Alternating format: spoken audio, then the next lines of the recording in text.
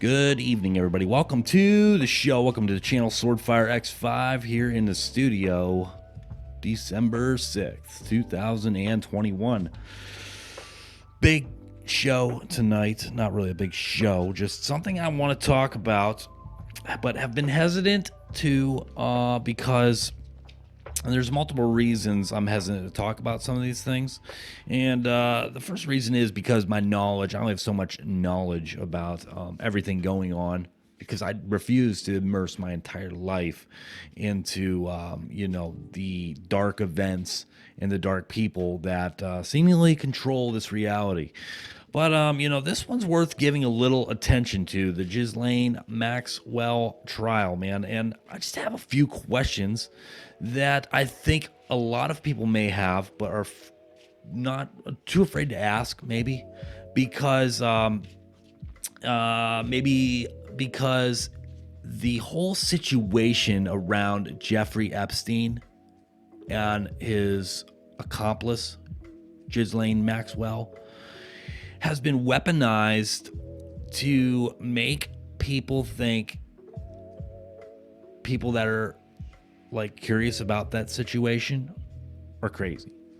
It's been weaponized and associated with the QAnon movement, and it's just been totally made irrelevant through that weaponization, if that makes sense. For example, I want to know why the Kyle Rittenhouse trial was pushed by the media and shoved in our faces, and why the Ghislaine Maxwell trial isn't. Why were there video cameras allowed in the Rittenhouse trial but not in the Maxwell trial?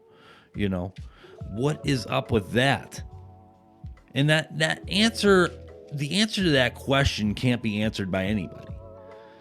And my conclusion that I've come to is that it's because the whole event is still being used to push confusion, mistrust, obviously, and deception.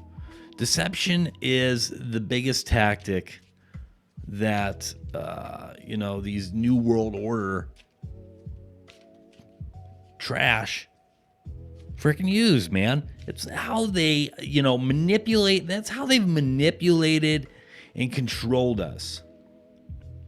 My entire life, probably yours, is through deception and psyops, psychological operations. And when I think about the QAnon movement now, and when that conversation comes up for me, that's really interesting because, I bought into that, man. I really did. I bought into the plan, that there's this white hat group behind the scenes that is pulling strings, and there's going to be mass arrests and all this stuff, these satanic cabal, scumbags. All this stuff that they do was going to be revealed. And after everything went down on the 6th, I really, started to see that this was like a psyop, a deep, advanced psyop. And, if you've followed the QAnon movement at all, you'll know that Trump was part of it, and I lost Trump. Don't get me wrong, I like some of the things he did, but I'm not a Trump guy. And I really lost him when he refused to pardon Julian Assange and Edward Snowden. So that's where I was okay, we got psyop, dude. Trump ain't part of no plan.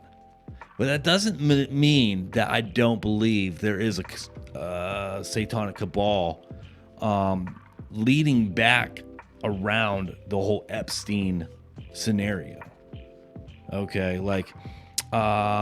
he had his own private island, and he had a lot of strange sexual things going on there, man, and that is a fact. And right now, this whole trial since he supposedly killed himself. This is the meat and potatoes. You know, will our court system, will it be able to bring justice to the victims of the horrific things that happened there? I certainly hope so, man. I certainly hope that there are officials who can't be bought, you know, elected officials that can't be bought, no matter how much money's thrown at them. You know, I truly want to believe that, man. But you know, those are the questions I just kind of have, that I think everybody may be having, is like, why isn't why aren't there cameras allowed in the courtroom but in the Rittenhouse one there was? Why did the media push that but they're hiding this one? You know, I actually was listening to a show earlier on Tinfoil with a guy. The guest was boots on the ground. They he was, his name Addy something. I can look it up if anybody's interested. But he's at the courthouse in New York. He's there. Supposedly she is actually, for sure, on trial. He saw her face, I guess. Because that's the big question. Like, nobody's seen a mugshot. Nobody's seen a photo of her in the courtroom anywhere, dude. Like, and he said from what he saw, because they had like people outside the courtroom in overflow rooms and they had cameras, but he 100% identified her. And he said that he said she looked healthy. He said all these articles that they're putting out that she looks, you know, like her hair's falling out and unhealthy and all this stuff, he said is bull crap. It's more misleading information, you know. And you know, you really have to take everything with a grain of salt when it comes to news, man. Because if you think about it, we're all receiving the same information from people at the top. You know, like a select group of individuals owns all the media companies, and then they release all their stuff. They split it up to divide us and conquer us. One guy says one thing, one guy says another thing. So independent journalism, I think, is the most accurate way to get accounts of what's going on in the world. And I think, you know, that is on the rise. Podcasts are huge. That's a huge way. That's a huge win for free speech, for good journalism. And I think the media is, for a fact, like, their time is over. Nobody trusts the news, man. Nobody can, in their right mind, sit back and legit trust the news. Like, if you do, just look at history. You know, I'm not talking about 100-year-old history. I'm talking like 2 weeks ago or like a month ago. You know, look how they have completely controlled people's minds through their, you know, word magic. That's what they are. They're word magicians, man. It's just like, you know, turn that crap off and listen to independent journalists. What are people saying? You know, whispers in the woods, man, whatever. So that's all I got about that. That's really all I have about it. You know, like I said, man, I try not to immerse myself too far into these topics, because you can get lost going down that rabbit hole, man. You can get lost and frustrated and feeling hopeless if you let it get out of control. And that's not a good place to be, man. A good place to be is a place of peace and understanding that it's going to be okay. You know, we can make a difference in our small circle.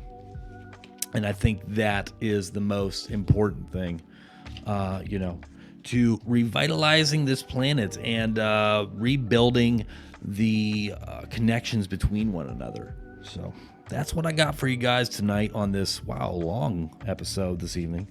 Almost 10 minutes. I'm going to wrap it up. I've been shuffling this deck of cards here. But unfortunately, friends, I do not have any new magic tricks for you. But if you want to check out the magic trick I did do, if you didn't get a chance to check that video out, head to the channel, Swordfire X5. And also, stay tuned for the next episode. This is Swordfire X5. Everybody have a good night. I'll see you on the next one.